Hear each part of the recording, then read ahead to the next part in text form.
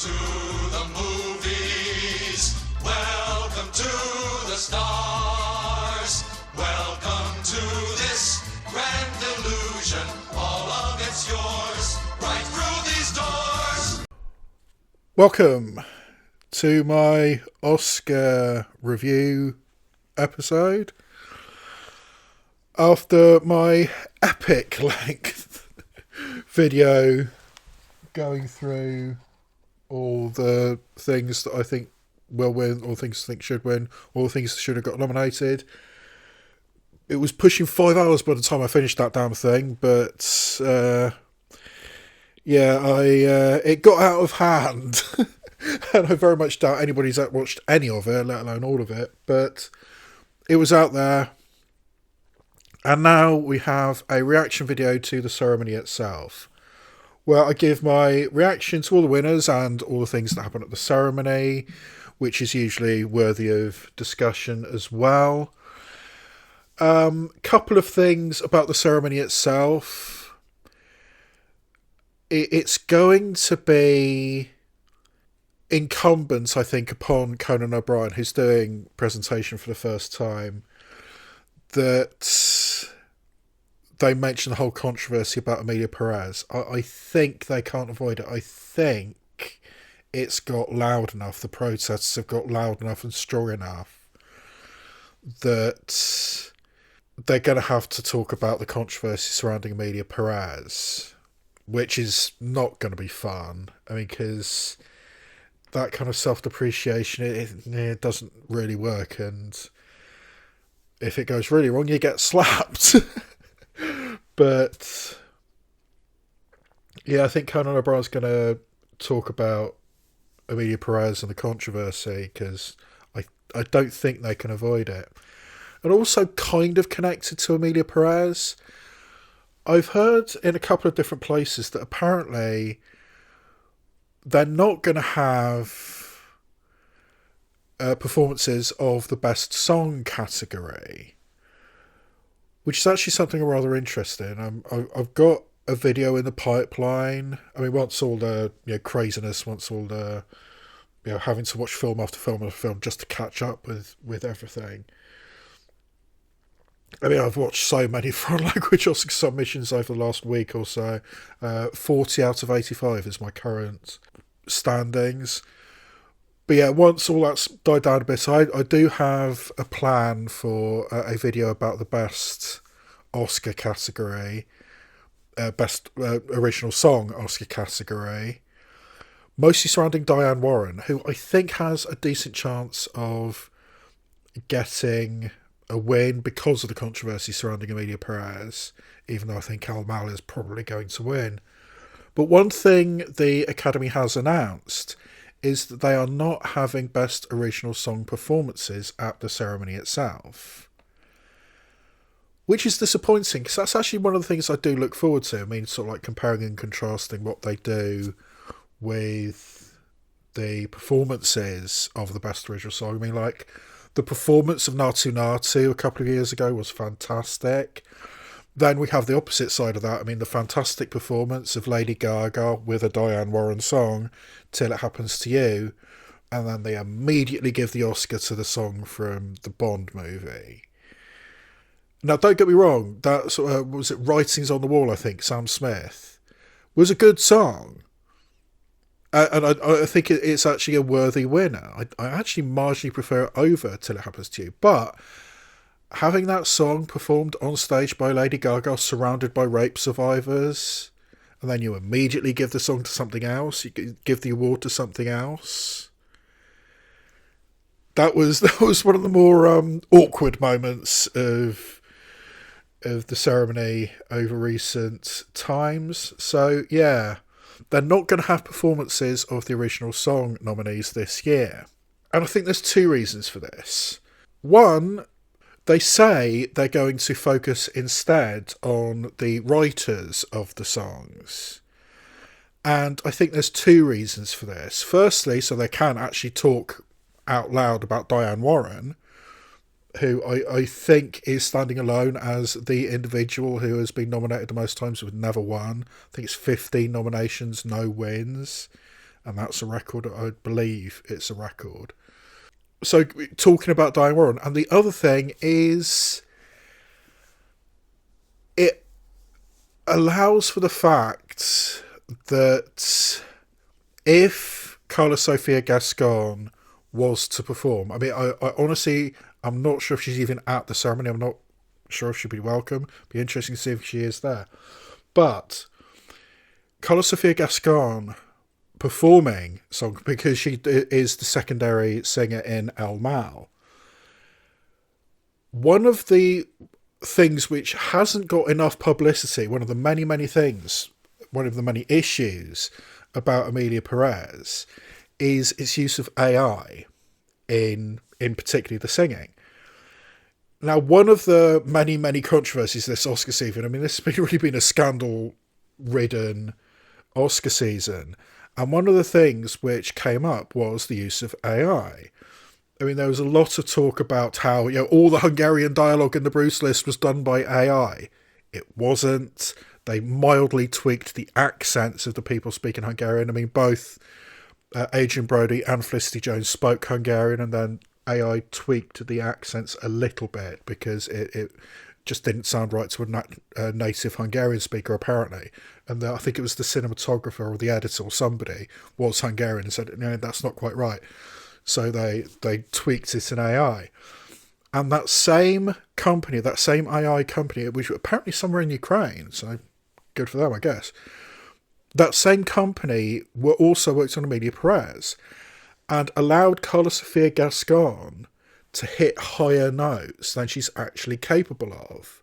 Because the director, Jacques Audiard, had this vision, had this idea of what it should sound like. And apparently Carla Sofia Gascon doesn't have the range as a singer that Jacques Audiard wanted. So they boosted it with AI. And that's maybe going to be a little bit more obvious if they did perform it live.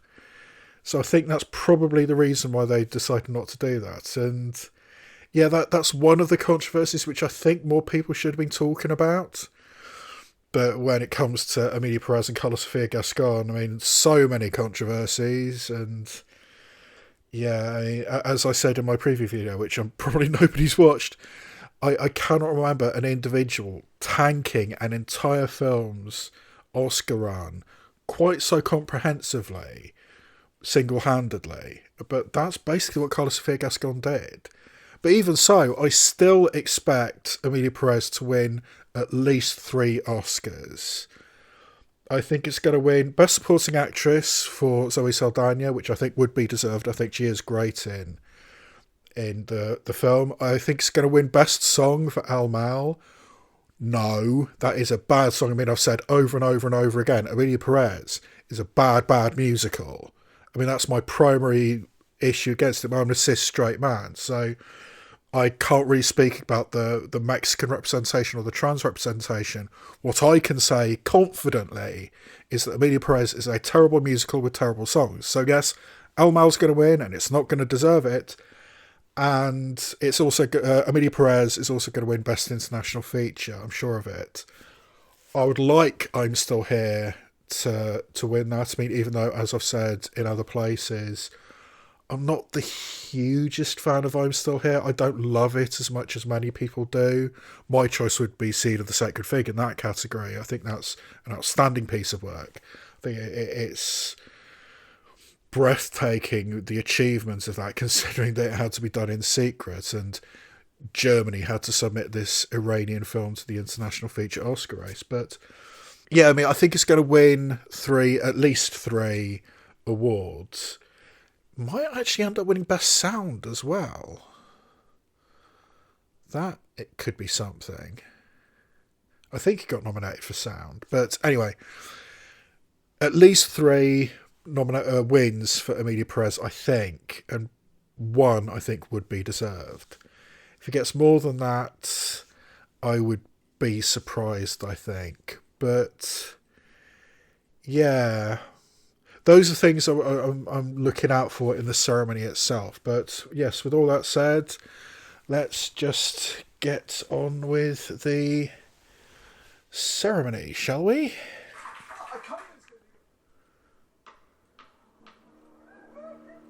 Oh, Ruby Slippers, okay. place like home. There's no place like home.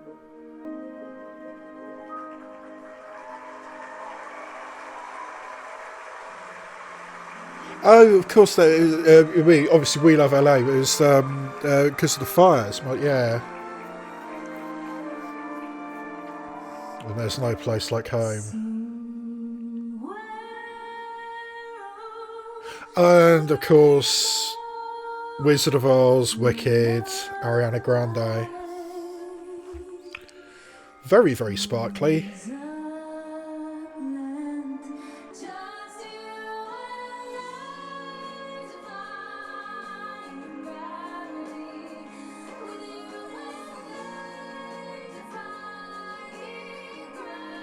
It's a little bit of a cheek that they're playing or singing Defying Gravity, which is absolutely not eligible for the Oscars because it was written, years ago.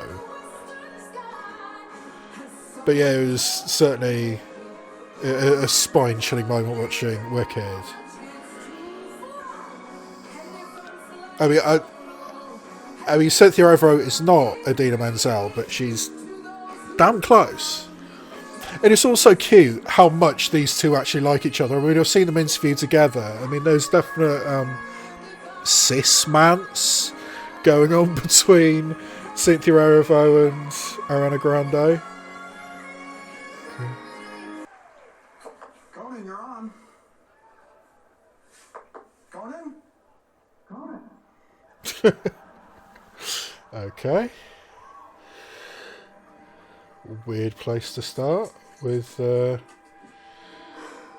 intravenous substance use.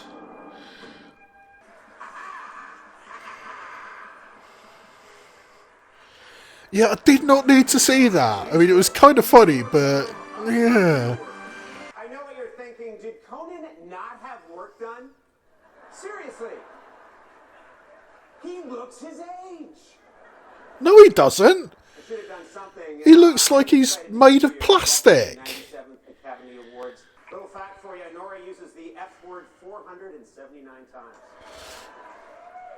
That's 3 more than the record set by Carla Sofia Gascon's publicist. Okay, that's the first one. Let's hope that was the only one. First, if your acceptance speech goes too long, instead of playing you off with music, we have something much more powerful. We'll cut to John Lithgow in the audience looking not angry, but slightly disappointed.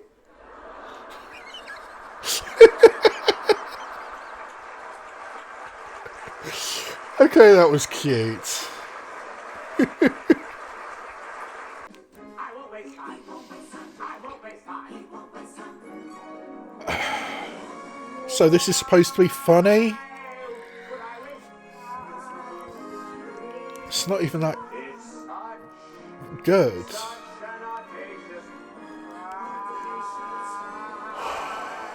I adore this man, Robert Downey Jr.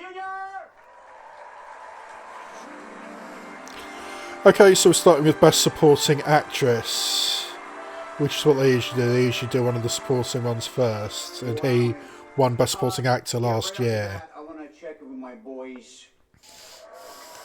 I gotta locate the cult. Oh, okay. No, so it's last year's Best Supporting Actor doing this year's Best Supporting Actor. Okay. Pretty much modeled the entire breadth and depth of human experience. We felt it. We felt a real pain. It was deep and messy. I can relate. Yeah, that's actually a good point. Trying to be as witty as me went on an award season role, you'd be perfect.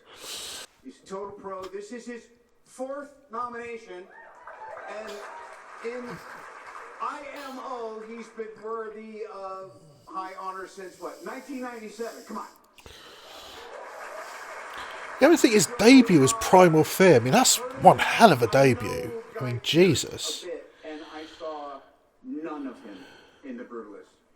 He's also like a brother to me, and I watched him come from sleeping in the bleachers outside the Oscars the night that I was nominated for Chaplin, 1993, to his blistering portrayal of Roy Cohn in The Apprentice, which was a It's a masterclass. A masterclass. Yeah, it really was. Look at him now, give him some love.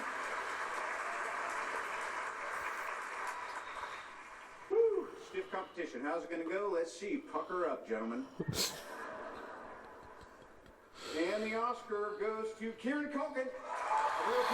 Yeah, not a very big surprise. I mean, he's been the front runner right from the start, and he deserves it. First Oscar win and nomination for Kieran Culkin. He's right, by the way, Jeremy, you're amazing in The Apprentice. I love your work. It's fucking... There we go, like at first. I didn't mean to. I'm not supposed to... And yeah, and that's Anyway, well, I mean, they worked for years on Succession. In the movie, Jesse Eisenberg. Who should have got serious consideration as an actor himself. I think he's going to win for Best Original Screenplay later. Searchlight, Topic Studios. About a year ago, I was on a stage like this, and I very stupidly publicly said that I want a third kid from her because she said if I won the award, she would give me the kid. Turns out she said that because she didn't think I was going to win. But and people came up to her and were like, really annoying her. I think it got to her. But anyway, after the show, we're walking through a parking lot. She's holding Emily. We're trying to find our car. Emily, you were there, so you're a witness. And she goes, "Oh God, I did say that. I guess I owe you a third kid." And I turned to her and I said, "Really, I want 4."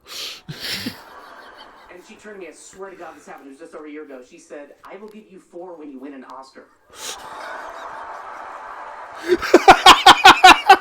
She's nodding! And I have not brought it up once until just now. You remember that, honey? You do? Okay. Then I just have this to say to you, Jazz. Love of my life. You have little faith. No pressure. I love you. I'm really sorry I did this again. And let's get cracking on those kids. What do you think? I love you. Love you too. Bye-bye. Love you too. Okay, that was adorable. and his wife looked okay with it. So yeah, that was yeah. Well, I mean that's one of this year. I think it's pretty wide open. There's 1 or 2 which are absolutely 100% definitely going to be that person, and Kieran Culkin for supporting actor was one of them, definitely. So yeah, I mean, not a surprise. Yeah, that was an adorable speech. I really hope his wife's okay with it, because yeah, that was cute. But yeah, Kieran Culkin thoroughly deserved his Oscar for that film. I mean, I have to say, I'm really disappointed Real Pain didn't get nominated for Best Picture as well. I think it was certainly deserving of that. But yeah, I think, well, I hope it's going to win Best Original Screenplay later for Jesse Eisenberg.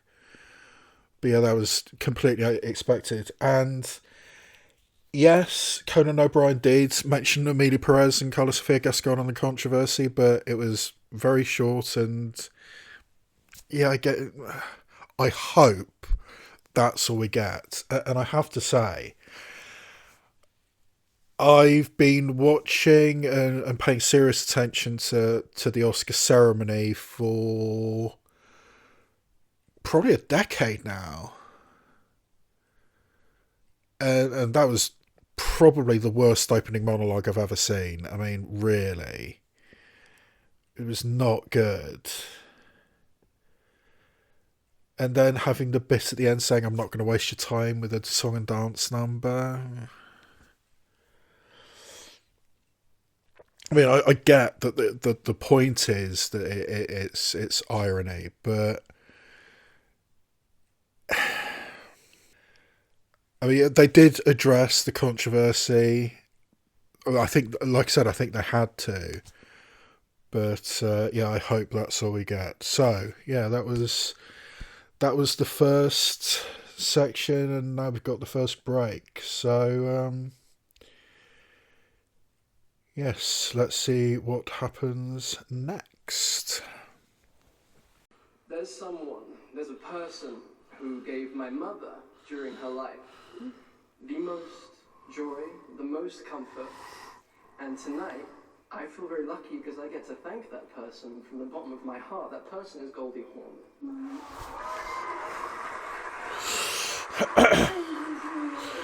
It has to be said, Andrew Garfield does look a little starstruck. You know, I can feel that smiling at us at this moment. I know, I'm smiling too.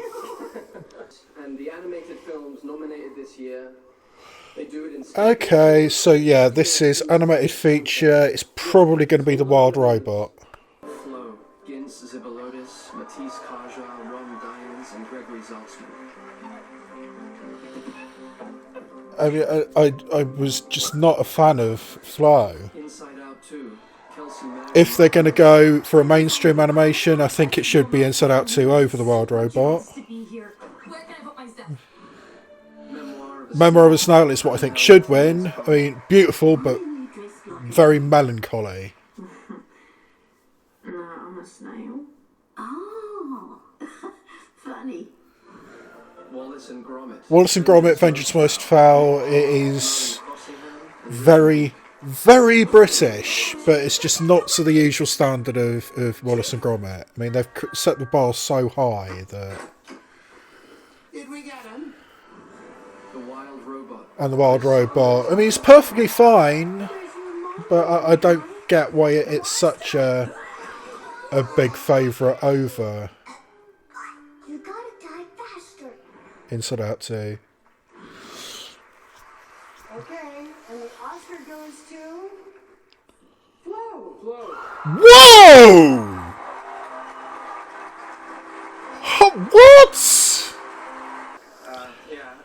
I'm really moved by the warm reception our film has had, and I hope that it will open doors to independent animation filmmakers around the world. Yeah, that's true. This is the first time a film from Latvia has ever been nominated, so it really means a lot to us. We are very inspired, and we hope to be back soon. And yet, we're all in the same boat. We must overcome our differences and find ways to work together. Thank you. Yeah, I mean that's kind of the message of the movie. So yeah, I mean on one level, absolutely fantastic, and an independent animated feature overcame the hegemony of Pixar, Disney, DreamWorks. But I just didn't like Flo very much. It should have been Memoir of a Snail if it was going to be an independent. But that surprises me. And I've got no clue about the animated shorts. And the Oscar goes to In the Shadow of the Cypress. Okay, an Iranian animation, which is apparently very dreamlike and 2D. I mean, I haven't seen any of the shorts, but from what I hear, it's very sort of artistic and dreamlike. So, but I mean, I can't comment. So yeah, Latvia and Iran. It is massively impressive that an independent animated feature did manage to break the hegemony, but I just was not impressed with Flo, or certainly not enough to give it the award. And yeah, I think it's telling that the Iranian filmmakers had difficulty getting a visa. During the first Trump presidency, Asghar Farhadi, whose reputation has suffered a bit over recent years when there are accusations that he basically steals other people's work. I mean, he has people working for him or people who are his students, and he takes their ideas as his own. But when he was still, one of the best filmmakers in world cinema, he had difficulty. I mean, Asghar Farhadi, I think he's won 2 Oscars. Yeah, he won for both The Salesman and A Separation. So, 2-time Oscar winner, or technically Iran is a 2-time Oscar winner thanks to Asghar Farhadi. But yeah, he had difficulty getting visas during the first Trump presidency. So, yeah, I think that's significant. But yeah, Flo. I did not think that Flo had it in it. I really didn't think that there was enough momentum behind Flo for that to succeed. So yeah, I mean, I am conflicted about it. I mean, I'm glad it happened that an independent feature broke the deadlock, broke the stranglehold. But did it have to be that one? But yes, let's get on with the next section. Apparently we're having best costume design next. My guess is probably Wicked for this. But we'll see. Hey, how about Flo? I want to mention this. This is the first time Latvia has won an Oscar. Isn't that cool? Yeah. Yeah. Ball's in your court, Estonia. All right? Check this out. The film that Estonia submitted this year was shit. To present the Oscar for costume design, please welcome Lily Rose Depp, Elle Fanning, John Lithgow, Connie Nielsen, and Bowen Yang. That's a strange combination of people.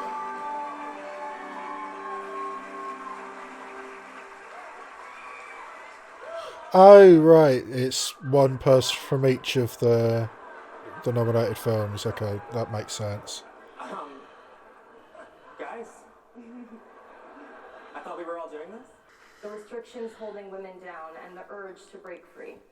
I think this is actually a really cool way of doing it. It transformed our entire vision of the vampire. We met on Gladiator, and the costumes were so amazing that you won the Oscar that year. 25 years later, I had the privilege of wearing your costumes again. Yeah, but I think that's telling me. I think 25 years is significant because I really don't think Gladiator, the first Gladiator, would win in today's environment. While making something entirely new. I want to be the kind of person who says Alphaba's costume tells a story. But I have to because it does, because of you, you legend. I like Bowen Yang. I have to say the words sumptuous fabrics one more time in an interview. I'm going to defy gravity off the side of this stage. Paul, how very daring for being such a one-of-a-kind talent. I love you so much. I think it is going to be Wicked that wins this. And the Oscar goes to Wicked Paul Townsend. Yeah. This is the first Oscar win and second nomination for Paul Tazwell. He was previously nominated in this category for West Side Story. So if his other nomination was West Side Story, I'm guessing he's firstly a theatre guy. I don't know. But yeah, I mean the costume it tends to be the elaborate, the over the top, and this year that was Wicked. Absolutely astounding. Thank you, Academy, for this very significant honor. I'm the first black man to receive the Costume Design Award for my work on Wicked. Right, I think the women who won for Black Panther, I think they were black. I think they won for costume. Thank you, Mom and Emma, so much. Coming up next, Amy Poehler presents the awards for adapted and original screenplay. Okay, screenplays. Next. Right. Yeah, I mean, it was always likely to be Wicked. It's a bit weird that Conclave got it because, like John Lithgow said, I mean, just dressing hundreds of cardinals is a lot of what Conclave was. But yeah. Right, so screenplays next. Honestly, I think adapted screenplay is really weak this year, and I think it's probably going to go to Conclave. original screenplay, I really, really hope goes to Ariel Payne and Jesse Eisenberg, but it didn't get a Best Picture nomination, so who knows if that's going to happen. But yeah, let's see once we get past the break. 1929, the very first Oscar was given to actor Emil Jannings for his performance in The Way of All Flesh. Yeah, and he won again for All Flesh 2, Electric Fleshaloo. So, mistake, down to business. Yeah, Conan O'Brien is not good. And the Oscar goes to Anora Schaumbach. Okay. Little disappointed that it's not a real pain. But, yeah. I mean, very, yeah, I mean, all of the nominees I thought were very, very good. I mean, my choice would have been Royal Pain, but... and I think I would have taken The Brutalist over Anora as well, but I think this does mean that Anora has got a really good chance of winning Best Picture now. I think that's now on the cards. I want to thank the sex worker community. They have shared their stories. They have shared their life experience with me over the years. My deepest respect. Thank you. I share this with you.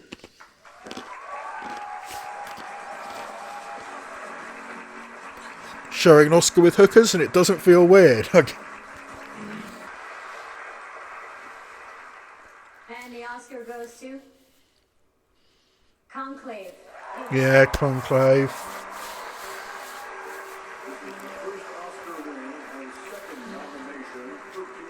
I mean, it was a weak year, and I mean, Conclave is an airport novel.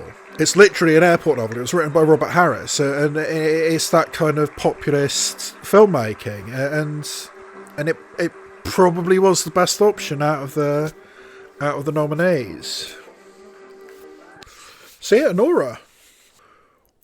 I really did think The Brutalist had a better chance over Anora, and like I said, I'm disappointed that Royal Pain didn't get it, but the fact that Ariel Payne didn't get a Best Picture nomination, I thought despite that it was still had the best chance of winning. But yeah, I mean, like I said, I think Anora, I mean, all 5 of the nominees I thought were really, really good scripts, and I think in most years Anora would be, you know, a overwhelmingly positive winner, but I did think The Brutalist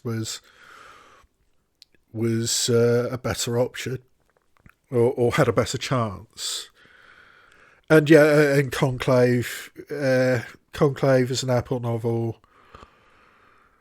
It's a political thriller with a bizarre twist at the end. I mean, you know, I think I've finally come down on the side. I don't like the twist in Conclave. I don't think it works. I think it's being provocative for the sake of being provocative.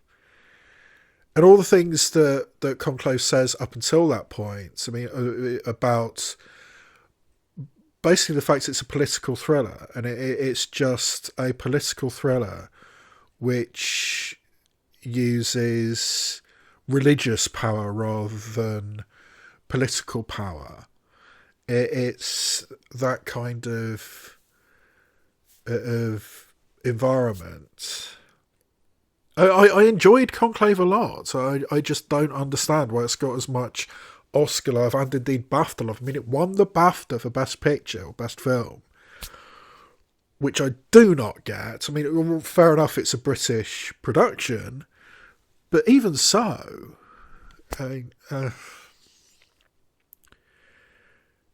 yeah, I mean, it's a really solid thriller with a twist I've decided I do not like. But Conclave was probably the best option out of what I think was a weak field this year in Best Adapted Screenplay. So, yeah, there we go. Two-time Oscar nominee Scarlett Johansson and Oscar nominee June Squibb, or as I call them, ScarJo and Jew Squib. June Squibb really should have got nominated this year for Thelma. I think she's, what, 94 at the moment? Bill Skarsgård, you mean the guy from Nosferatu and the Clown from It? Yeah, and June Squibb at the Oscars. The big three. Oh, this is such a relief because I'm actually being played by Andy Serkis. So I actually have a question for you about eyebrow glue. But sorry. First, the incredible talented Now, nominees. I hope this is going to be the substance for makeup and hair. And the Oscar goes to the substance. Yes! They actually got it right. I mean, that thing at the end of the substance. What the fuck? I mean, seriously. What the fuck? And producers Michael G. Wilson and Barbara Broccoli. Now, I had the great pleasure of working with Barbara and Michael on Die Another Day. And let me tell you, they don't just produce Bond movies. They were the heart and soul of this franchise for decades. Until they sold out to Amazon, like everybody does eventually. It evolves, and so does he. I mean, it's just as well I don't give a shit about the James Bond franchise. I don't think I've seen one since GoldenEye. Oh yeah, this is a montage of James Bond looking cool and everything with the cars and the gadgets and everything. But it would be so easy. I'm sure it would be so easy. I'm not going to bother doing it. But you can put together an edit of James Bond being really sexist and really problematic and probably a bit racist as well, if you go back far enough. But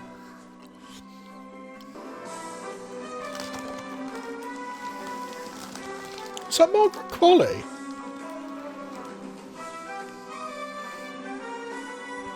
And they say they weren't going to waste time, and now they're doing a song and dance about fucking James Bond.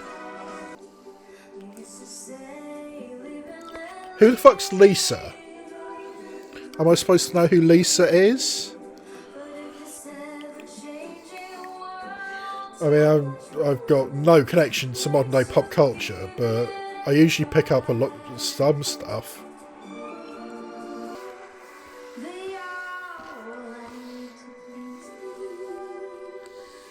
No, I have heard of Doja Cat, but unusual choice.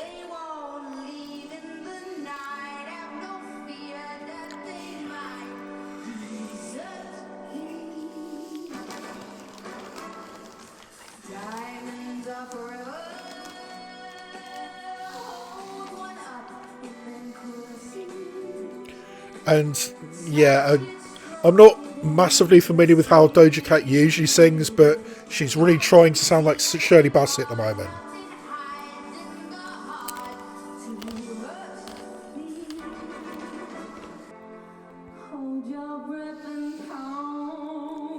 Yeah, I've got no idea who Ray is either.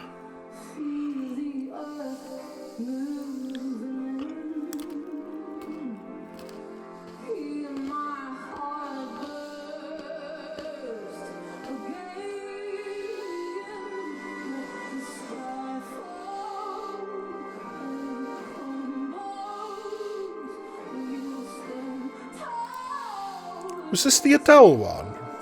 I think this was the song that Adele won the Oscar for.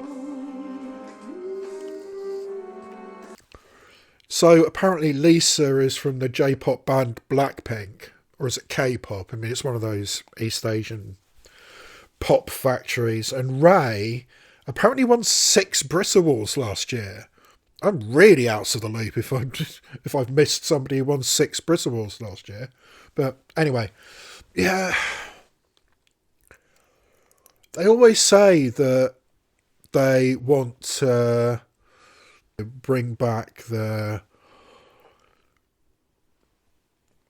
younger demographic to actually watch the Oscars live. And the way they think that they can do that is get 3 young female singers who presumably do appeal to a younger demographic, but then get them to sing Bond tunes, which is, not what young people are into nowadays, or assume that's not what young people are into nowadays. So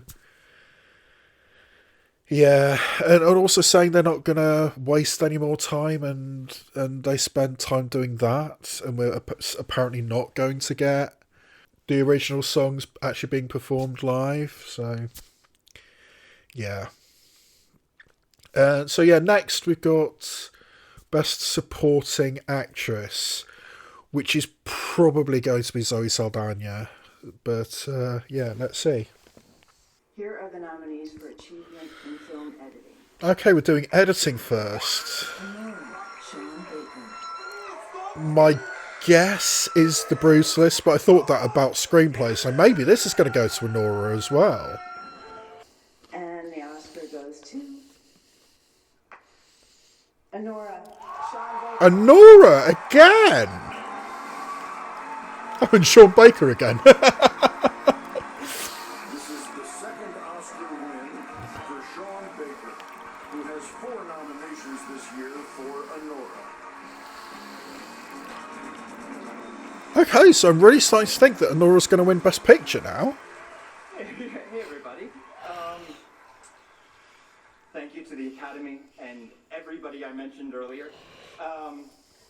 I truly appreciate the recognition for this because, God, if you saw that footage, I saved this film in the edit. It should never work again. No, truly, I consider editing to be half of my directing and a third of my screenwriting, so this means everything. It's a real validation for me. God, Mark Edelstein looks like he's 12. But yeah, I mean, this... I'm starting to think we're going to see Sean Baker again later for Best Picture. It is a privilege to be standing here celebrating these incredible women tonight.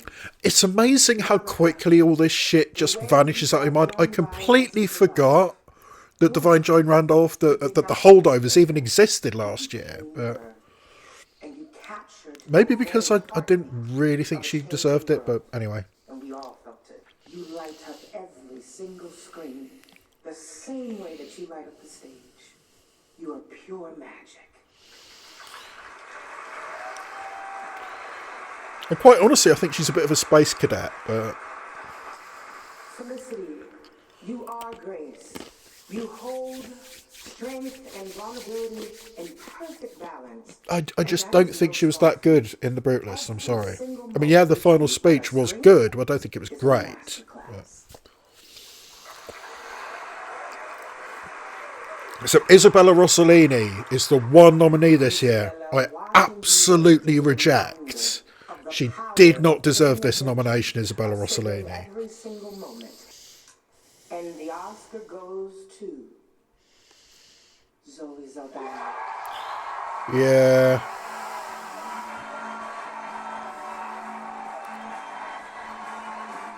I mean, I honestly, I do think she deserves this. I think she would be my choice out of the 5 nominees. But so much of the heavy lifting for this award goes to the choreography in the track El Mal, which is probably going to win Best Song in a minute, or at some point. When it doesn't deserve it. My mom is here. Everything brave, outrageous, and good that I've ever done in my life is because of you. Thank you so much. And to my husband, with that beautiful hair, you're just... I think that's Penelope Cruz next to him. And I am the first American of Dominican origin to accept an Academy Award, and I know I will not be the last. I hope the fact that I'm getting an award for a role where I got to sing and speak in Spanish. My grandmother, if she were here, she would be so delighted. This is for my grandmother, Argentina CC. Thank you so much. Muchas gracias. Thank you. Not surprised she did the immigrant thing, but she did not mention Carla Sofia Gascon by name. She did mention Jacques Audiard, but she said, my cast, my fellow cast members. Coming up next, Ben Stiller and Best Song presented by a rock and roll legend. Okay, so Best Song coming up, which as I said, they're not doing performances this year. I mean, this is almost certainly going to be El Mal from Emilia Perez, which, like I said, is doing a lot of heavy lifting, and the choreography of El Mal is doing a lot of heavy lifting in getting Zoe Saldana that Oscar. But, yeah. If the whole controversy surrounding Emilia Perez is too much, maybe that they're actually going to give it to Diane Warren for once. But actually, my choice, my favourite out of the 5 that got nominated is the song from Sing Sing, which hasn't got any profile, hasn't got any buzz whatsoever. But I think it's the best song out of the 5. But it's not going to be enough because of that choreography for El Mal. I mean, it's the choreography that's going to get both Zoe Saldana and the songwriters, Chloe or something, I think is one of them. But anyway, yeah, let's think. They said Best Song is next. So Here are the nominees for production design. The Brutalist, production design by Judy Becker, set decoration. it should be the Bruce list, I think. I mean, 'cause it's all about the look of it. It's all about architecture. So, Dune Part 2, production design by I mean, maybe June Part 2, but I think June Part 1 won production design last time. And Nosferatu was very good as well. Beatrice Brett-Narva. Wicked, production design by Nathan Crowley, set decoration by... Although, yeah, well, I think Wicked's got a strong chance if they go for the fantastic and the elaborate as they did in costume.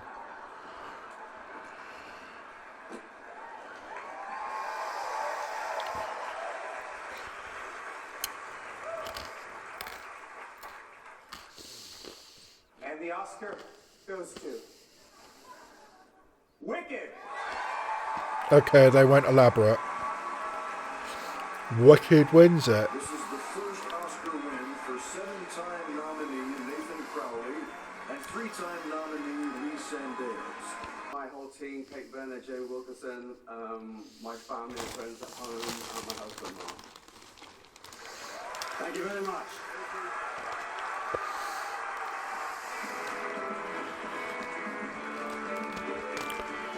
I love the fact that we're now at a point where somebody can be on stage at the Oscars and thank his husband. Mick Jagger.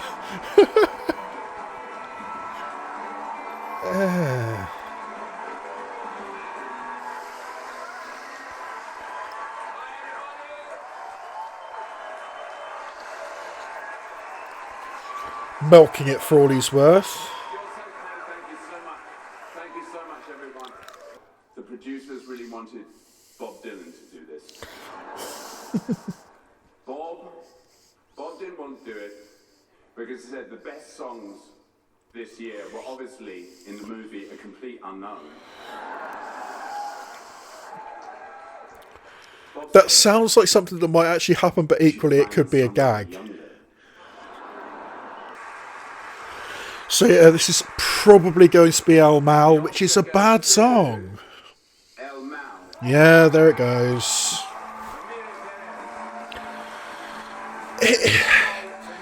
It's a bad song in a bad film, in a bad musical, and it's... I mean, like I said, I think it's the choreography for the sequence El Mal that has done so much of the heavy lifting. And Jacques Audiard is going to put Oscar winner Jacques Audiard on his next movie poster.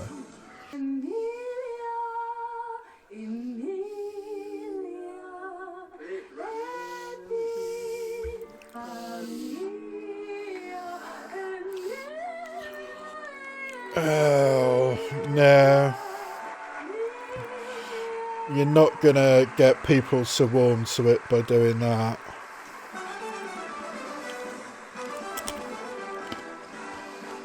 It's a bad song. Yeah. I mean, my favourite out of the actual nominees was the Sing Sing song.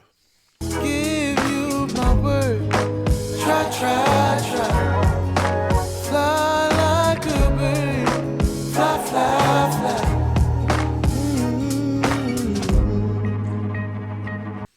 And yeah, Diane Warren didn't win. So next year, I'm pretty sure Diane Warren is going to get another Oscar nomination for a song that she wrote for a documentary about her own life. The Ouroboros is happening. The Oscars are eating their own tail.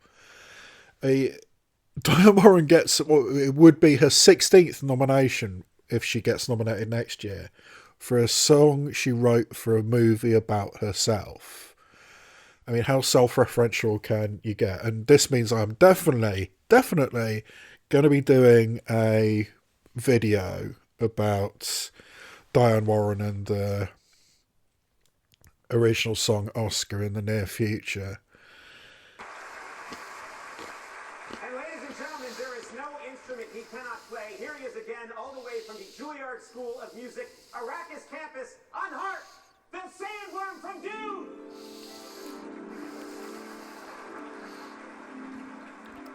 It's not a funny bit. Leave it. The Sandworm, it's just not a funny bit. We're here to present both documentary categories. I do love documentaries. I love them because they're powerful, they open our eyes, expand our minds. And they're depressing as fuck.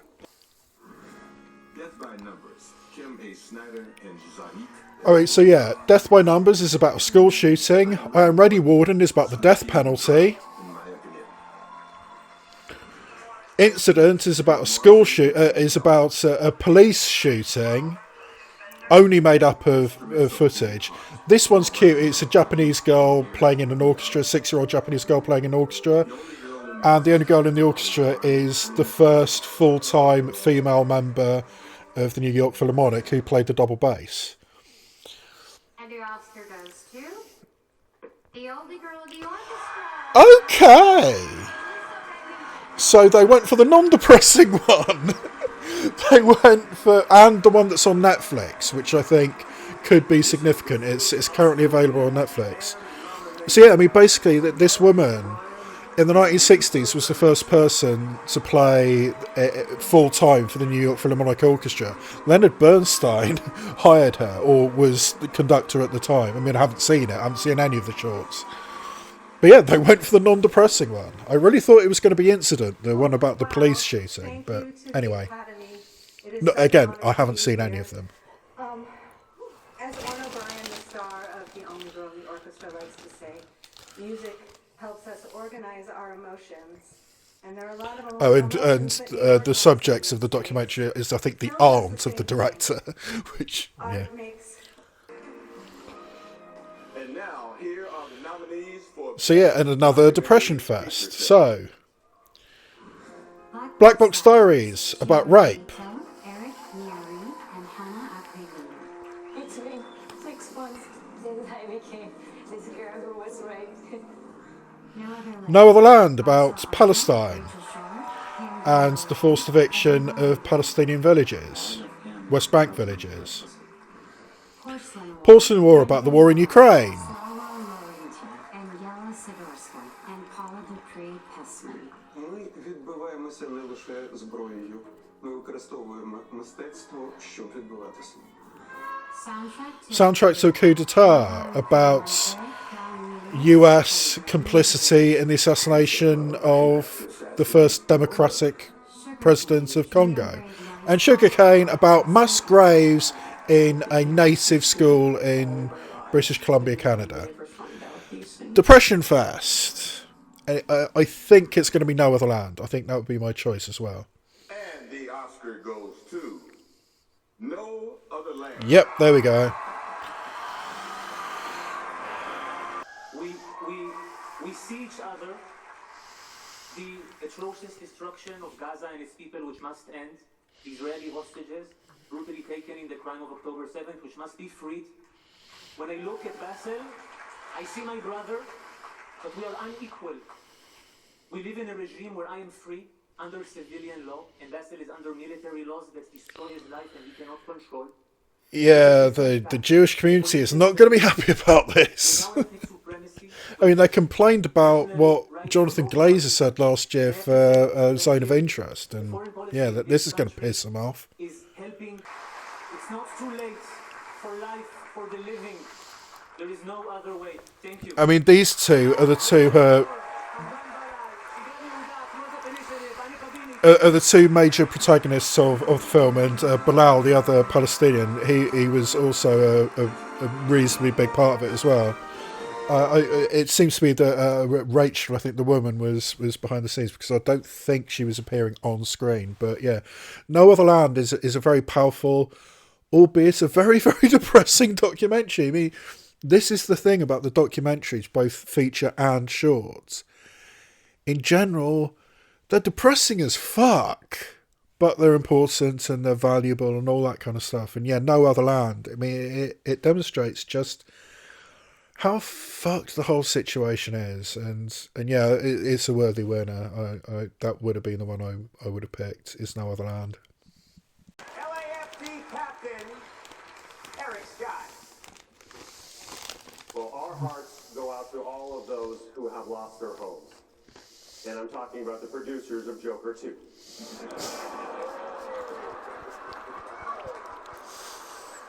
Okay, that was pretty funny. Damn, best delivery of the night. All right. These are the nominees. A Complete Unknown. Todd A. Maitland, Donald Sylvester. A music movie getting nominated for sound.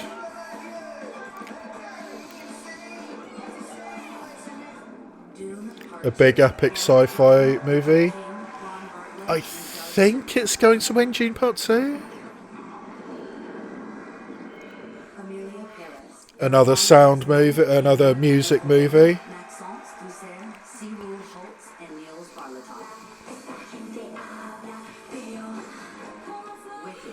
Another music movie.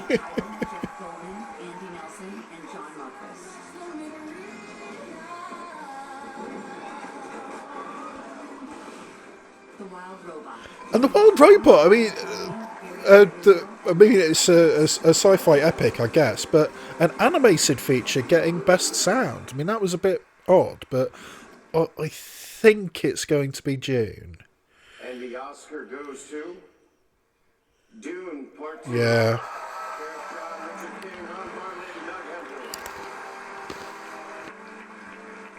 I wonder how many of them. I think Dune won the first.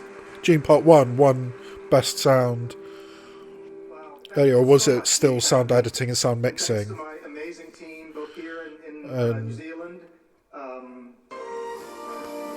Please welcome Rachel Zegler and Carl Gadot.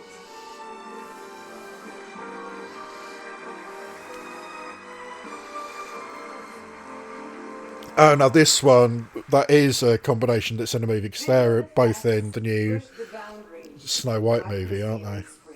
Their work makes the impossible seem possible. With breathtaking ambition, they create... And the height difference is quite something with these two. This is a difficult one to predict. I think Dune 2 again? Probably? Dune Part 2! Yeah, okay.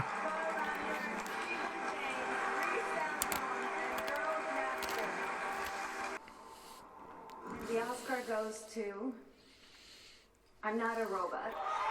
What?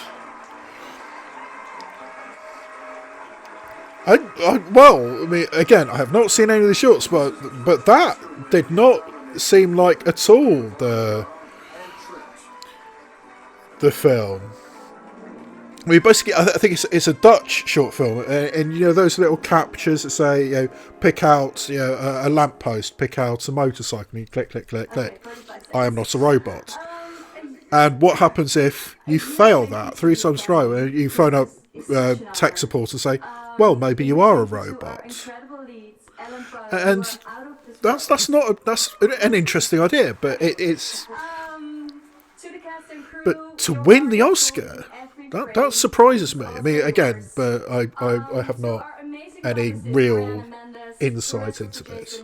To my producer and partner in life, friends, I'm not having no babies because of this tattoo. But I remember That's nice. And I was walking backwards, eyes on the monitor, and then I felt your hand on your back because that's you. You always have my back. And we level-headed Dutch people, we don't say this often, but I love you. Thank you so much. Our community lost a giant. And I lost a dear friend, Gene Hackman.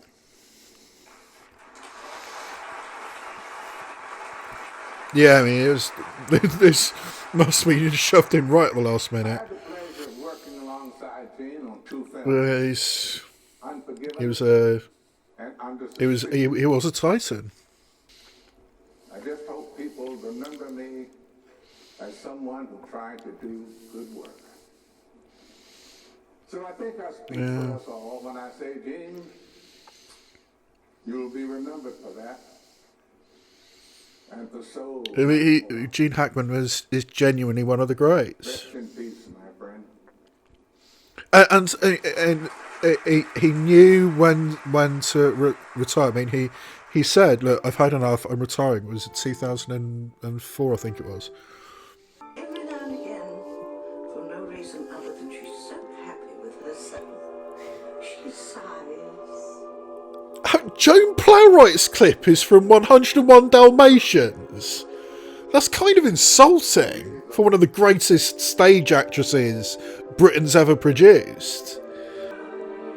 I was worried about today because of a dream I told you about. Yeah. Again, David Lynch, one of the greats. We will never have another David Lynch. This game is a part of our past, right? It reminds us all. And James Earl Jones' Field of Dreams. I mean, that's not where I would have gone, but still.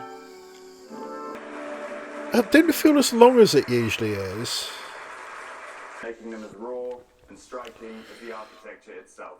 I really do like this, having a performer from each of the nominees come out and present the film. Capturing the public and private life of an icon is not an easy task, especially when it is Maria Callas, the legendary soprano. The only nomination that Maria got. I mean, because the Cinematography Guild tends to go really weird. I mean, if there's a well-known cinematographer like Ed Lachman, who's in a not particularly well-regarded film, the Cinematography Guild will nominate them regardless, and that's what happened with Maria. In doing so, It's not going to win though. I don't think it's going to win. Greg, you won an Oscar for Dune, but if the story was going to evolve in part 2, the visuals would also have to evolve. And you still It's so bizarre that Dave Bautista, who I first saw as sort of like the meathead wrestler, I mean, because I used to be a big WWE fan, and he's a genuinely good actor. I mean, he was good in Dune, but he was really good in The Last Showgirl. He's a genuinely good actor. I mean, it's astonishing. And yeah, I think Nosferatu probably should win. I think that The Brutalist might actually win this one. Oh yeah, the look of Nosferatu was something else. Yet envisioning something completely new.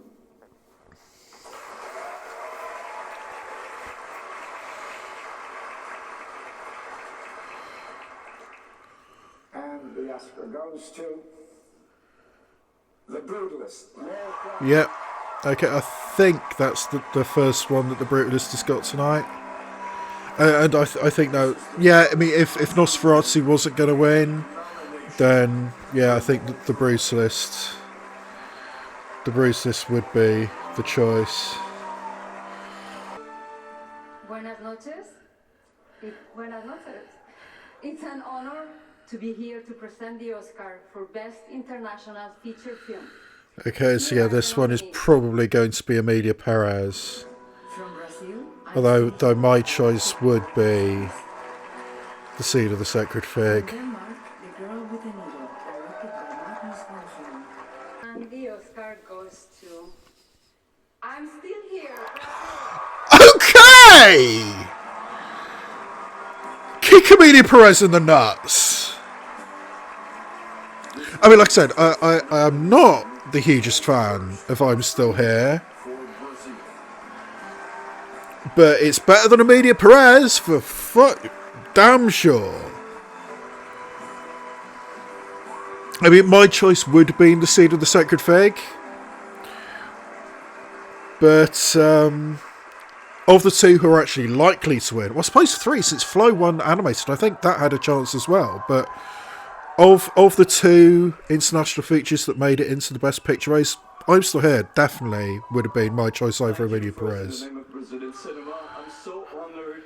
This prize goes to her. Her name is Eunice Paiva. So, I think she's passed away, the but two extraordinary women who gave life to her, Fernanda Torres and Fernanda Montenegro. I mean, Fernanda Montenegro doesn't speak in the film and is in it for about, I don't know, quarter of an hour, 20 minutes maybe. Maybe even not that much, but still. Thank you so much for this. It's an extraordinary thing. Thank you so much. But yeah, I mean, I'm Still Here. Such a better choice than Emilia Perez. I'm really glad that happened.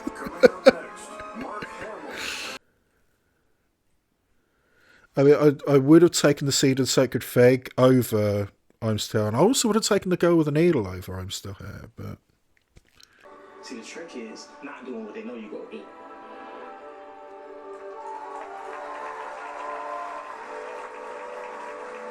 Harold Melross did not get Best Director. I mean, I was not a fan of Nickel Boys, but Best Director, surely he should have got a nomination for Best Director.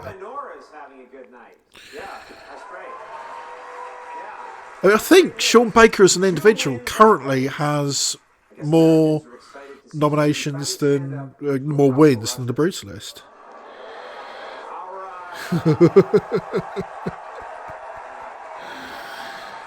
That was, yeah, Maggot's not going to be happy about that one. Presenter's action figure sells for thousands of dollars based on condition, rarity, and authenticity. We have the original. Please welcome Mark Hamill.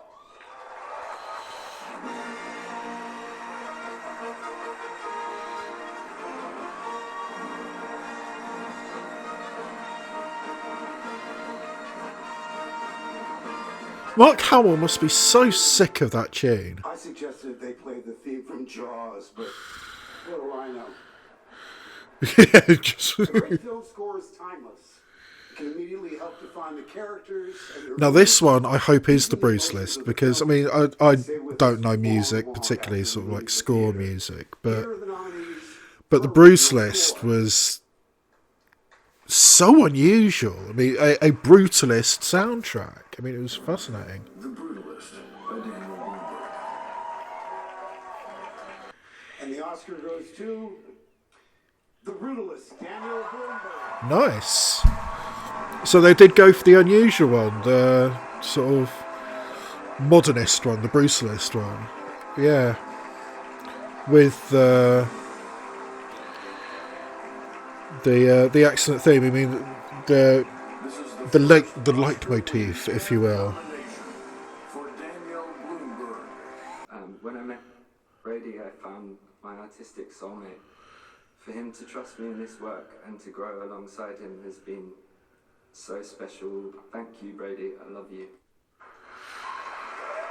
Okay, is he incredibly nervous or is he neurodivergent? I could go either way. Okay, bringing out the big guns in a tribute to Quincy Jones, because, yeah, Quincy Jones deserves a tribute. I mean, even if this is a film show. When one hears the name Quincy Jones, one's first thought is musical genius and... What is Whoopi's dress made out of? Is that plastic? Arranger and conductor. And now, with a song from The Wiz, one that carries the same joy he brought to the world every day, please welcome to the stage Oscar nominee, Queen Latifah! Wow!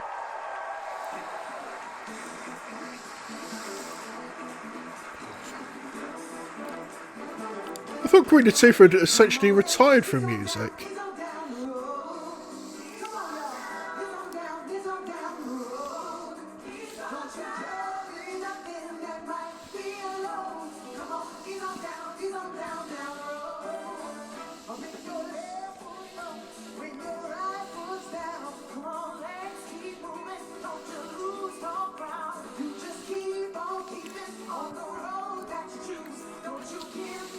I've heard this song so many times. I mean, The Wiz was one of the VHS tapes that me and my family had when I was very, very small. So I watched it so many times. Yet I've never seen Wizard of Oz beginning to end. I've also seen Wicked and haven't seen Wizard of Oz beginning to end. Obviously I've seen large chunks of The Wizard of Oz because you can't avoid them, but I've never seen all of it.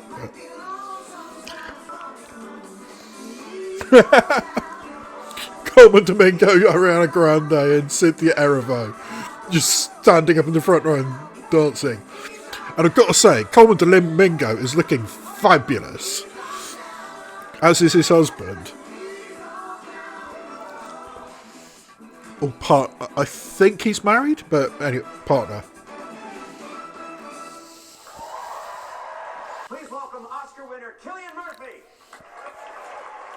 Okay, we're getting a Best Actor. So, yeah, this is Adrian Brody. Maybe Timothée Chalamet, but I think it's Adrian Brody. Coleman Domingo, Sing Sing. No, just waiting. In almost any other year, I think Coleman Domingo should walk away with this, but unfortunately, Adrian Brody. And the Academy just doesn't seem to like Sing Sing. I mean, I said it before and I'll say it again. The marketing department for Sing Sing fucked up so spectacularly. It was released way too early in the year. I cast my vote for you, Aldo. And the Oscar goes to Adrian Brody. Yeah. And I do wonder, I mean, usually it's Best Actress from last year awards Best Actor from this year, and vice versa. But doing it sort of like actor presenting actor, I wonder if that was just in case Adrian Brody wanted to reference or actually do the whole, snogging Halle Berry thing that he did the last time he won.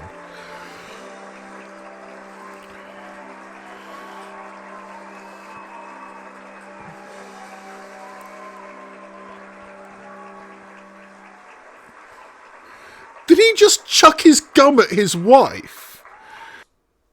I'm here once again to represent the lingering traumas and the repercussions of war and systematic oppression and of anti-Semitism and racism and othering. And I believe that I pray for a healthier and a happier and a more inclusive world. And I believe if the past can teach us anything, it's a reminder to not let hate go unchecked. Yeah. So, one of the more heartfelt speeches. Okay, I'll get out of here. I love you. I appreciate you all. Let's fight for what's right. Keep smiling, keep loving one another. Let's rebuild together. Thank you. Okay, so yeah.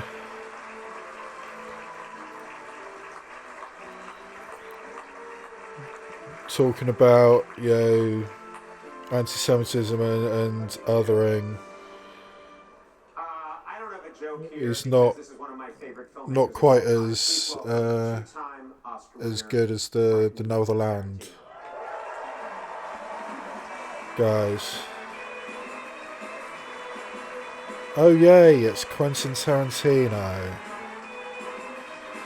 Somebody who consistently believes his own hype. And the Oscar goes to Anora. Sean Baker! Sean Baker! Third individual award. And I really thought that Mark Edelstein's and Yura Borisov basically just the Salsian. So yeah, third individual Oscar for Sean Baker for directing, writing and editing Anora. Anora's going to win Best Picture. It has to, surely. If you didn't pass Mikey Madison and Once Upon a Time, there would be no Anora. Thank you. Thank you for all your incredible work. Thank you to the Academy. This means so much. Thank you to my fellow Yeah, just as it the last two times. During the pandemic, we lost nearly 1,000 screens in the U.S., and we continue to lose them regularly. If we don't reverse this trend, we'll be losing a vital part of our culture. This is my battle cry. Right on, brother. Keep making films for the big screen. Oh yeah, the big screen is important. I mean, I still would much rather go to the cinema than stream it at home. My mother introduced me to cinema at 5 years old. Today is also her birthday. Happy birthday, Mom. I love you. Thank you for everything. And this is for you.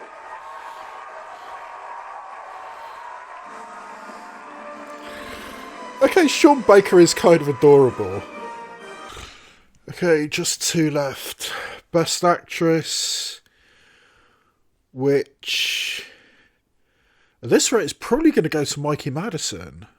Although, well, Mikey Madison or Demi Moore. And Best Picture, which, given that Sean Baker has currently just picked up his third Oscar, I think it's going to go to Anora. These 5 women dazzled us with their brilliance, gifted us with their vulnerability, and held us utterly captive from the first frame to the last. It really does stand out that Cynthia Erivo is green in the graphic.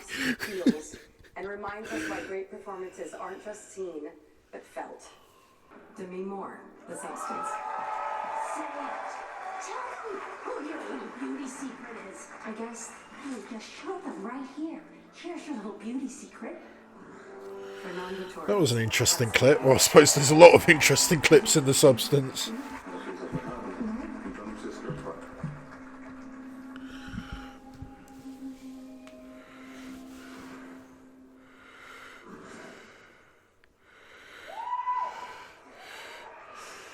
And the Oscar goes to Mikey Madison.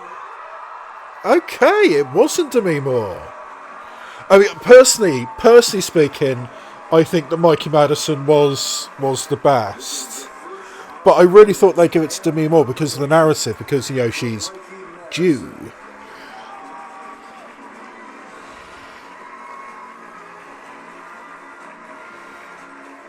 And I do genuinely think that the best piece of acting that Mikey Madison did in Anora was during a sex scene.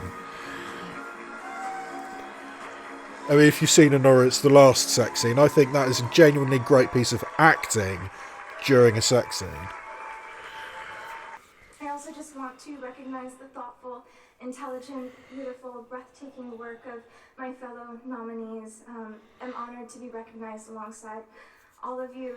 This is a dream come true. I'm probably gonna wake up. Yeah, tomorrow. the thing is that Thank Demi you so Moore's much, Sean. I adore you. probably not going to get another chance, but Mikey Madison probably will. But I do think she was the best this year. I mean, out of the nominees. And personally speaking, I mean, why the hell wasn't Amy Adams for Night Bitch nominated? But to present tonight's final award, it's When Harry Reunited with Sally. Please welcome Meg Ryan and the best Oscar host ever, Billy Crystal. who nowadays advertise mayonnaise in what has to be said is a very funny commercial, but they're still advertising mayonnaise. Because when you have a chance of being an Oscar winner for the rest of your life, you want the rest of your life to start as soon as possible. So here are the nominees. Was that an ad lib? Nominees for Best Picture. Wicked. Mark Platt. Yeah, Mark Platt is so powerful that he's the only one who's got a single credit. Yeah, I mean, given the massive wave, it's going to be Anora. It's got to be Anora, given how many that Sean Baker has gotten already. Anora. Anora! Which is brilliant. I mean, this is what I thought should win. And I didn't think was going to... Well, I thought it was a chance, but I thought it was going to be... I thought it was going to be The Brutalist. Original screenplay, film editing, directed, actress in a leading role, and Best Picture. So Sean Baker has got 4 Oscars in one night. Surely that's a record. Or at least equaling a record. One last thing, I want to thank the Academy for recognizing a truly independent film. This film was made on the blood, sweat, and tears of incredible indie artists, and long live independent film. Yeah. Okay. Yeah. Wow. Sean Baker. Oh, of course. No, it's not a record that Sean Baker is... Well, it equals the record. I mean, because apparently Walt Disney once got 4 Oscars in one night, which makes sense. But yeah, Anora cleaned up. And good for it, because I really, really enjoyed Anora. I mean, it's a really unusual film. And I do think it shows how different the Academy has become over the last few years. It used to be that the more sexually frank, the more sexually open a film was, the less likely it was to get nominated and win. I mean, I think Steve McQueen's film Shame is a really, really good example. I think that was a fantastic film, and Michael Fassbender deserved an Oscar. I don't think he even got nominated for Shame, but I mean, that was very, very sexually frank and confrontationally sexual. Didn't get anything. Anora, I mean, as I've said in other of my videos, I think it is very, very open. I mean, the first 5-10 minutes of the film, Mikey Madison is completely topless and writhing on somebody giving them a lap dance. And it doesn't get better from that. And like I said, I mean, I think the best piece of acting in Anora is during a sex scene. And there's lots and lots of sex scenes. I mean, that's kind of the point of the film. Well, actually, no. I mean, it's more about the aftermath more than anything. I mean, it's kind of the consequences, but yeah, I mean, it is a film about a sex worker, and it just won a boatload of Oscars, and that's cool. I mean, and as Samantha Kwan, I think it was, Sean Baker's wife, partner, producing partner as well. I mean, this was a truly independent film, and that's what Sean Baker does. I mean, quite honestly, I think he should have got a lot more attention, a lot more Oscar love for Tangerine. I mean, actually, that's a good example. I mean, Tangerine, another film about sex workers. I mean, maybe it makes a difference that it was a trans sex worker. But actually, I mean, this year, Emilia Perez gets nominated and Anora wins a load of stuff. So, yeah, I think maybe if Tangerine had been released now, maybe it would have got more attention. Although I think the boost that Anora got from winning the Palme d'Or at Cannes, that was huge. So, yeah, I mean, Anora, I'm actually really, really pleased. I did really, really like Anora, and I'm glad it got so many awards and so many awards for Sean Baker. But I mean, but for me, the really, really surprising, the one which completely blew me away was Flow winning for Best Animated Feature. I did not think that would happen. And like I said, I'm just not the biggest fan of Flow. And I also wasn't the biggest fan of Away, which was the film that Gints Zibalodis made before Flow, which, similarly to Flow, is a silent animation.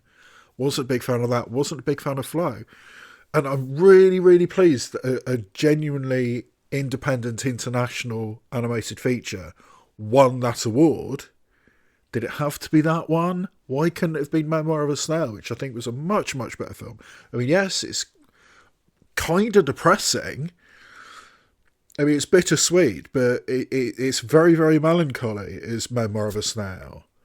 So maybe that has something to do with it. But yeah, it's... Did it have to be Flow? But I'm really, really pleased that Flow did make that. So, yeah, apart from anything else, I think the capacity on my camera is about to run out. So, I think I will wrap up my 2025 Oscar reaction video here. So, I think all that remains for me to say is this has been a presentation of the Yay, Nay or Meh channel, and I'll see you next time where I shine a light on TV and cinema, both obvious and obscure.